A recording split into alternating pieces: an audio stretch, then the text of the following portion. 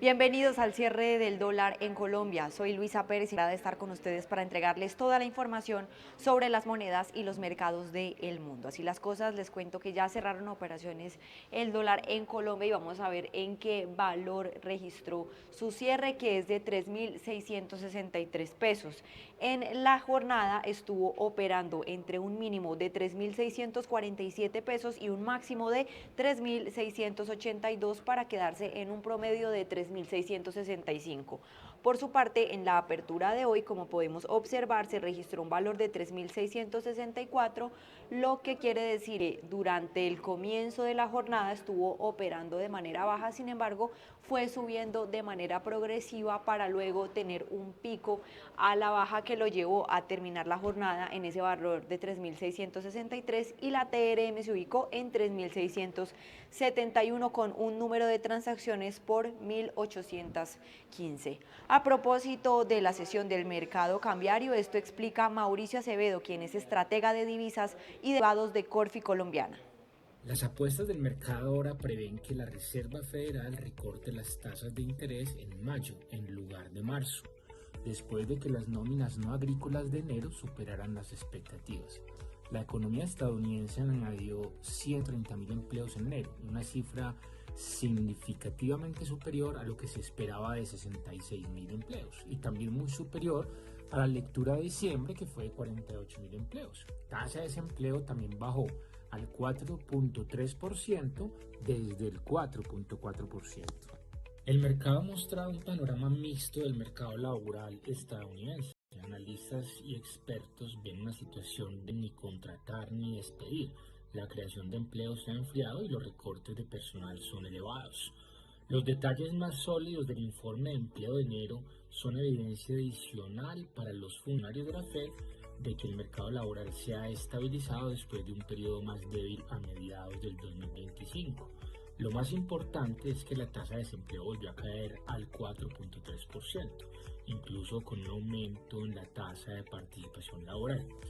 El siguiente dato de empleo será en marzo, justo antes de la reunión de la Fed, pero aún será muy pronto para que la Reserva Federal tenga suficiente evidencia para que los funcionarios recorten las tasas nuevamente. En resumen, recordemos que la Fed venía bajando sus tasas con el fin de apoyar al mercado laboral y al conocer ayer la mejora de dicho mercado, la Fed podría estar quieta en sus tasas. El camino a bajar las tasas ha creado un camino del dólar cada vez más débil. El hecho de que el mercado laboral haya salido tan bien en el dato de enero permite a la Fed estar más tranquila y quedarse quietos por ahora en los nuevos ajustes de tasas. Apenas se conocieron los datos, las monedas del mundo reaccionaron en camino de un dólar fortalecido, al menos con la noticia, pero estos movimientos, así mostraran un dólar fuerte, no representan un cambio de tendencia estructural para el dólar, simplemente es una reacción puntual para una noticia positiva. La tendencia estructural del dólar continúa siendo a la baja, al igual que la tendencia de las monedas de la región. En Colombia, ayer el dólar continuó operando de forma tranquila y con una volatilidad ajustada. La fluctuación de la jornada fue de 29 pesos, entre un precio mínimo de 3.654 y un precio máximo de 3.683,45. La jornada tuvo un sesgo a la baja, ya que abrió en 4.674,74 y cerró 11 pesos abajo, en 3.664. Se operaron 1.502 millones de dólares y la TRM para hoy es de 3.671,01, donde subió 11 pesos con 30 centavos con respecto a la TRM de ayer.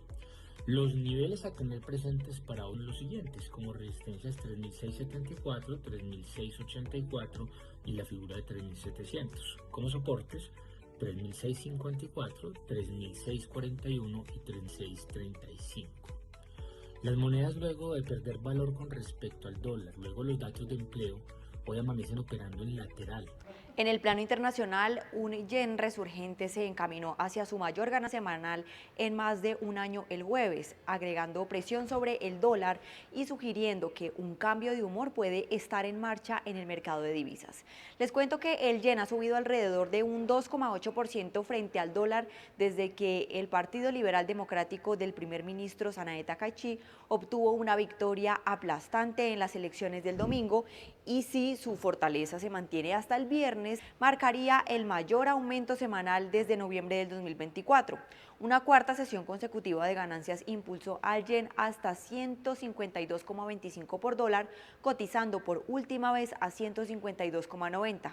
Una ruptura por debajo de la resistencia de 152,05 indicaría un cambio de impulso para una moneda que ha pasado años a la baja debido a las bajas tasas de interés y las preocupaciones presupuestarias. Y así las cosas, de esta manera se comportó el yen en la sesión. Tiene una baja del 0,14% y se ubica en 97,78 unidades en lo que va de la jornada. Había logrado alcanzar los 97 en la sesión anterior, sin embargo hoy ya se ubica por debajo de ese valor, sobre los 96 nuevamente. De otro lado, el gobierno de Rusia confirmó el jueves el bloqueo de la operación de la aplicación de mensajería encriptada WhatsApp a raíz de las reticencias de la plataforma a ajustarse a la legislación vigente en el país. Rusia bloqueó WhatsApp. El gobierno argumentó el jueves que tomó esa decisión, que afecta a 100 millones de usuarios, ante las reticencias de la aplicación de mensajería en ajustarse a la legislación vigente. Estos acontecimientos se produjeron después de que el organismo regulador de Internet de Rusia anunciara el martes restricciones graduales a la popular plataforma Telegram, al acusarla de una violación de la legislación nacional. Moscú ha intentado en los últimos meses animar a los rusos a utilizar Max, una plataforma nacional más estrictamente controlada. También ha amenazado a una serie de sitios de Internet con ralentizaciones forzadas o prohibiciones directas si no cumplen con las leyes, incluidas las que exigen que los datos de los usuarios rusos se almacenen dentro del país.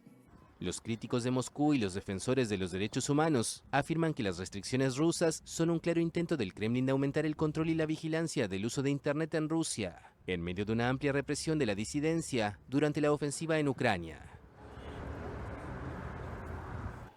La reforma laboral impulsada por el presidente de Argentina, Javier Milei, fue aprobada en el Senado en la madrugada del jueves y queda en manos de la Cámara Baja tras una jornada de protestas en Buenos Aires que terminó con violentos cruces entre policías y manifestantes. Se vota. Histórico. Así calificó el presidente de Argentina, Javier Milei, al visto bueno en el Senado de la reforma laboral que impulsa. Aprobada con 42 votos a favor y 30 en contra, la polémica iniciativa será debatida en los próximos días por los diputados, quienes pueden todavía revisar su texto. Tras la aprobación, los senadores permanecieron discutiendo los pormenores de la ley punto por punto. El proyecto reduce indemnizaciones, facilita el despido, limita el derecho a huelga, permite pagos en especie y habilita al empleador a exigir el fraccionamiento de las vacaciones, entre otras propuestas que la mayor central obrera del país considera regresivas. Mientras se debatía la reforma en el recinto, miles de personas se manifestaron en la plaza lindante con el Congreso, en el centro de Buenos Aires. Violentos cruces entre policías y manifestantes dejaron al menos 2 heridos y más de una veintena de detenidos. En otro mercado de la economía estadounidense, los rendimientos de los bonos del Tesoro bajaron el jueves a medida que los inversores asimilaban más datos del mercado laboral y esperaban el informe clave de inflación. Les cuento que el Departamento de Trabajo informó el jueves que las solicitudes iniciales de seguro de desempleo fueron de 227.000 durante la semana que terminó el 7 de febrero. Si bien esa cifra fue 5.000 menos que el total de la semana anterior, es un poco más que las 225.000 que esperaban los economistas encuestados por Dow Jones. Los inversores siguen considerando el informe de nóminas no agrícolas de enero, que mostró un crecimiento de 130.000 puestos de trabajo el mes pasado, superando las expectativas de los economistas del Dow Jones de 50.000 y muy por encima de las de diciembre. La tasa de desempleo, recordemos, bajó del 4,4% al 4,3%. El informe supuso un alivio para los inversores. La preocupación por el mercado laboral iba en aumento, con datos recientes que mostraban un crecimiento más lento. El índice de precios al consumidor será un foco clave para los inversores el viernes, ya que buscan más claridad sobre las presiones de los precios. Los inversores también esperaban más datos económicos el jueves, con las ventas de viviendas existentes a las 10 de la mañana. De esta forma, así se comportaron los bonos del Tesoro, que como vemos ambas referencias presentan una caída considerable. El bono de referencia a 2 años baja apenas 4 puntos básicos y se ubica en 3,46%, mientras que el bono de referencia a 10 años baja con un poco más de fuerza, 5 puntos básicos y se ubica en 4,2%. Recordemos entonces que los bonos se encuentran con el foco del dato de IPC.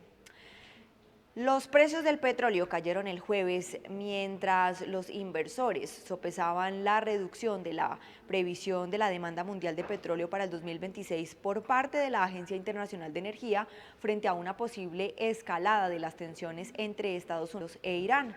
La demanda mundial de petróleo aumentará más lentamente de lo esperado previamente este año. Esto fue lo que dijo también la Agencia Internacional de Energía, al tiempo que proyectó un superávit considerable a pesar de los cortes que redujeron el suministro en enero. Los índices Brent y WTI revirtieron sus ganancias y se tornaron negativos después del informe mensual de la Agencia Internacional de Energía, tras haber obtenido respaldo previamente por las preocupaciones sobre el contexto entre Estados Unidos e Irán.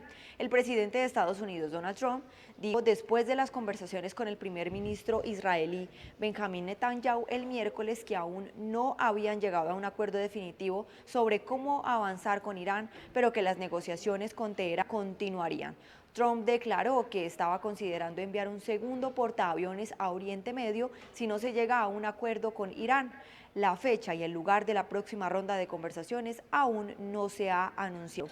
Un fuerte aumento de los inventarios de crudo en Estados Unidos limitó las ganancias iniciales de los precios. Los inventarios de crudo en ese país aumentaron en 8,5 millones de barriles a 428,8 millones de barriles la semana pasada. Esto fue lo que también informó la Administración de Información Energética, superando ampliamente el aumento de 793,000 barriles esperado por los analistas. Las tasas de utilización de las refinerías de Estados Unidos cayeron un 1,1 puntos porcentuales en la semana pasada al 89,4%, mostraron los datos de la entidad, y bajo este contexto así comporta el petróleo a esta altura de la jornada, que como vemos está bajando considerablemente lo que respecta el petróleo de referencia estadounidense, es decir, el WTI, que avanza con una fuerza bastante considerable, 3% está bajando en la jornada en $62,69, se ubica entre los 2,99 y el 3% de baja en la jornada. Por su parte, el petróleo de referencia Brent, que es importante para empresas como Ecopetrol y Petrobras, vemos que también desciende 2,88% en $67,40, ambos referencias de petróleo a la baja. En otras noticias, el presidente de Estados Unidos, Donald Trump, insistió en continuar las negociaciones con Irán durante una reunión con el primer ministro de Israel, Benjamín Netanyahu, quien en cambio pidió una postura más dura de Washington sobre Teherán. El presidente de Estados Unidos, Donald Trump, insistió el miércoles en continuar las negociaciones con Irán durante una reunión con el primer ministro de Israel, Benjamín Netanyahu, quien en cambio pide una postura más dura de Washington sobre Teherán. Tras recibir a su aliado israelí en la Casa Blanca por más de 2 horas, Trump señaló en su red Truth Social que no se ha tomado ninguna decisión definitiva, salvo que insistió en que las negociaciones con Irán continuarán para ver si es posible o no llegar a un acuerdo. El líder israelí, que visita por 6ª vez Estados Unidos en este segundo mandato del republicano, reclama que las negociaciones incluyan también el programa de misiles de Teherán y no solo el tema nuclear. Según un comunicado de su oficina, Netanyahu reiteró las necesidades de seguridad de Israel en el marco de las negociaciones entre Washington y Teherán. La administración estadounidense reanudó la semana pasada en Omán las negociaciones sobre el programa nuclear de su archienemigo, pero mantiene la amenaza militar contra la República Islámica si no alcanzan un acuerdo. Trump afirmó el martes que evalúa enviar un segundo portaaviones a Oriente Medio para aumentar la presión sobre Teherán. Autoridades iraníes, que denunciaron las influencias destructivas del viaje del líder israelí, se mostraron abiertas a permitir inspecciones sobre el carácter pacífico de su programa nuclear, pero advirtieron que no cederán ante exigencias excesivas. Irán rechaza que sus negociaciones con Estados Unidos vayan más allá de su programa nuclear, aunque Washington quiere abordar también el programa de misiles y el apoyo de Teherán a grupos armados en la región como el palestino Hamas, el libanés Hezbollah y los rebeldes hutíes de Yemen. El presidente Donald Trump está comprometido en transformar la relación de Estados Unidos con Venezuela. Esto fue lo que dijo el miércoles su secretario de Energía tras una reunión con la presidenta encargada enfocada en las vastas reservas petroleras de este país. Asuntos de interés binacionales. El secretario de Energía de Estados Unidos, Chris Wright, acudió el miércoles a Caracas para reunirse con la presidenta interina de Venezuela, Delcy Rodríguez, para hablar sobre las reservas petroleras de ese país. But I bring today a message from President Trump. He is passionately committed. Hoy les traigo un mensaje del presidente Trump. Está firmemente comprometido con transformar por completo la relación entre Estados Unidos y Venezuela. Esto forma parte de una agenda más amplia para que las Américas vuelvan a ser grandiosas, para acercar a nuestros países, para brindar comercio, paz, prosperidad, empleo y oportunidades al pueblo venezolano en colaboración con Estados Unidos. Peace, prosperity, jobs, opportunity to the people of Venezuela and in partnership with the United States. Tras el derrocamiento de Nicolás Maduro, Rodríguez cedió el control del petróleo a Washington e impulsó una reforma a la ley de hidrocarburos que dejó atrás un modelo estatista y se abrió a la inversión privada.